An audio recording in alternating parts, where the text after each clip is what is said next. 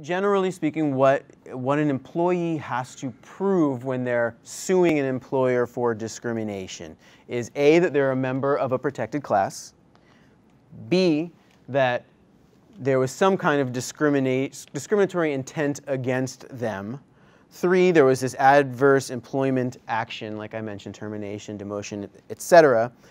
The hard one, which is the causal link, meaning that this bad act happened because of the employer's discriminatory intent.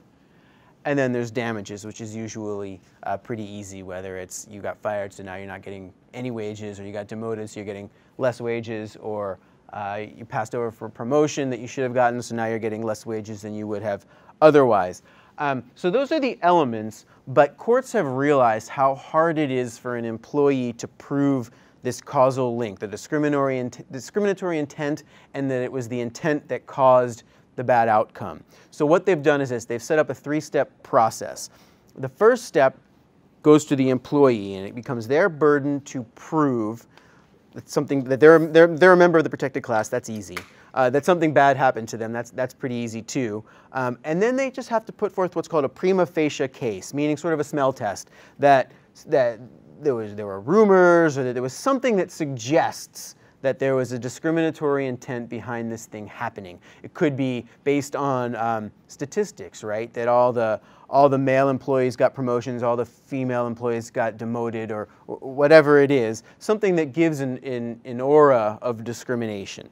Once they've done that, the burden then shifts to the employer, and they have to look at the specific decision, the specific bad event that happened, and give a legitimate reason for why they did it. So if it's for a termination, it's no, it's not because that employee is disabled, it's because that employee messed up here and messed up there and showed up late to work and blah, blah, blah, and that's why we had to fire them. They have to justify their decision. And if they're able to do that, then the burden goes back to the employee to say, and this is where it gets, well, fun for me, goes back to the employee to say, no, no, no, that's a sham, and that's sort of an after-the-fact excuse they're coming up with to justify the decision, but really it's the discrimination, and here's why. And that's where they look for the smoking gun that says, let's fire all the women, or whatever it is. And that's where it gets messy, typically, in a lawsuit.